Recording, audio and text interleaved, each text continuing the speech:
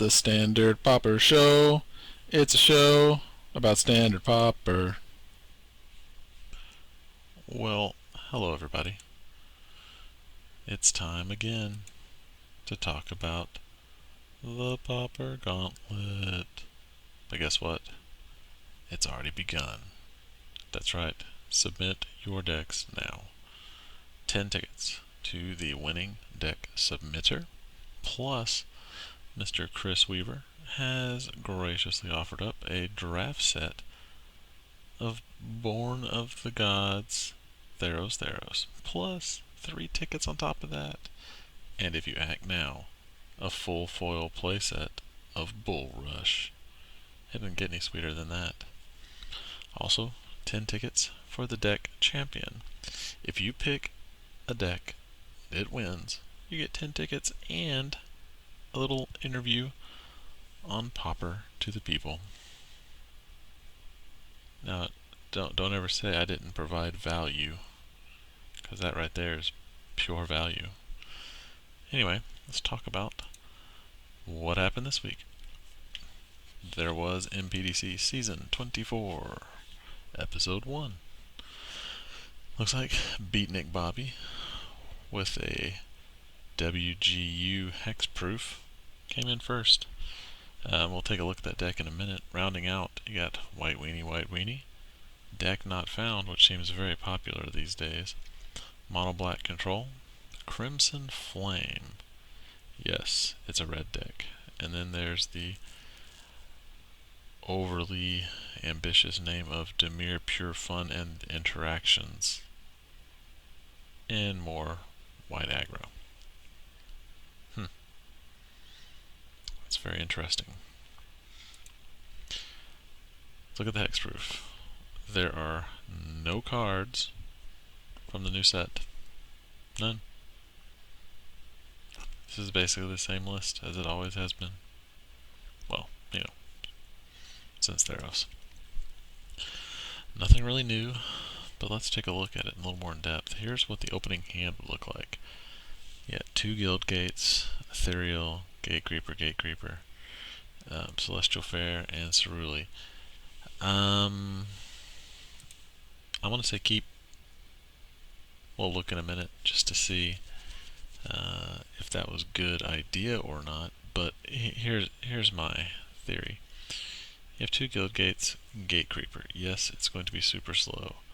But once you get that down, you are just a step away from Ceruli, and then Ethereal Armor on something, Celestial Flare. I would probably keep it even though it's really super slow. Ooh. I don't know what happened there. Next 6 draws. I gotta work on my animation. That was terrible. Anyway, look at me getting ahead of myself. You got Guildgate, then Glade Cover, so that's pretty good. And you have a Simic, another Guildgate. But by the time you actually can cast it, although you should really take this with a grain of salt, because if you use the ability of the Gate Creeper and find a land, guess what? These next 6 does not matter. So what would happen? Okay, let's say you were on the draw. You'd have 3 Guild Gates. Play a Guild Gate. Next turn, you draw a Glade Cover. You can play Glade Cover and another Guild Gate. Next turn, you can put armor on Glade Cover, play another Gate Creeper, and then you've already set yourself up to get the Simic Guild Gate. I don't know. I think it'd be pretty good. I think you're looking at a decent hand here. Here's the mana curve. A lot of 1-drops and 2-drops. Tapers off down, and your only 5-drop is that Rhino. So there you go. Not bad. Yes, mana curve. Thank you. Now, second place was a White Weenie deck, and I like this one more because I just do. I can make arbitrary statements and not have any factual items to back me up. But Nyxborn Shieldmate and a Crow and Skyguard were added. You have your Auramancer, Hopeful Eidolon, Syndic, which really has taken me places. I thought about cutting them, but when I played this deck, and we'll talk about that in a minute, it was really good. Got your Ethereal Armor, God's Willing, Celestial Flare. 2 Pacifism seems pretty good, and Smite. I might trade out 2 Smite for 2 more Pacifism, but I don't know, or 1 more Pacifism and 1 more Celestial. It's hard to say. 20 planes, and then just an average sideboard. Here's an opening hand. This hand would be risky because you would have to, you're essentially playing your Shieldmate on turn 1 and this on turn 2. Now, putting the Ethereal Armor on the Shieldmate does give you a 3/4 on turn 2. That is nothing to sneeze at. So, something to think about. And if you lost it, Auramancer comes down turn 3 to pick back up whatever you lost. Here's the next 6 draws. You got Pacifism, another Auramancer, Keening, and the ever popular A Crow and Skyguard. Very, very nice. When I saw this opening hand here, I would not have. Gosh, I would have been so on the fence about keeping it. I probably would have, just for the reason that I have these 2 things, and then I can recur whatever gets lost, or at least one of them. Let's look at the mana curve. Tons of 1-drops. Nothing goes above 3. You're sitting pretty.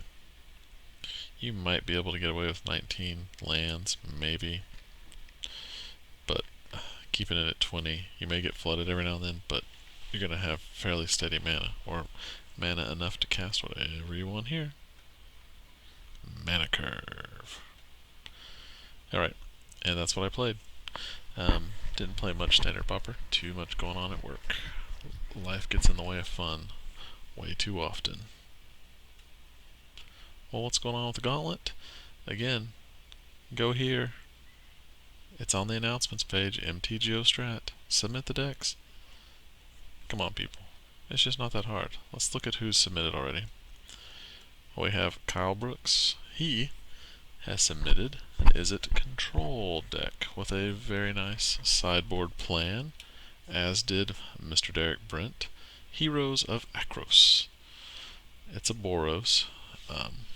Boros deck, again, great explanation, nice sideboard plan, as well as the Doctor, Chris Baker. Bug Defenders. I have played against that Bug Defenders deck. If you let it get out of hand, it will eat your lunch. It might even beat you up for your lunch money. Probably. And those dudes don't even attack. That's what's the crazy part about it. Anyway, Bug Defenders. He wrote up an article on his own deck, submitting it to my article. It's articles about articles in a show about an article. Oh my god. I just created my own personal inception. Promo. Anyway, Haza or Huzzah submitted an Orazov. It's a black-white aggro mid-range, dealing mostly with enchantments. It's pretty nice. Also, nice explanation, nice sideboard. These people have done a great job.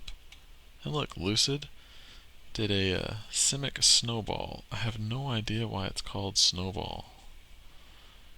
But, hey, he made the deck. It's only 2 words. It's okay. Again, explanation of how the deck plays. Also, a sideboard plan. But that's it. These 5 people. Come on, is that it? Free tickets. I need to see more decks. Again, don't let these 5 just sit there on their laurels and then I'm just sitting here playing just their deck because no one else submitted anything. Give me a break. But yeah, is there a place that maybe on a weekly basis puts a bunch of deck lists out there for people to look at? Is this place for real? It's probably just a rumor, like the chupacabra, or maybe Bigfoot, or the ROUSs. I don't think they exist. Anyway, here's some contact info. YouTube channel, you're already here. You're watching this. Click on subscribe. Like it even. Twitter, MagicGatheringStrat. The webpage, mtgostrat.com.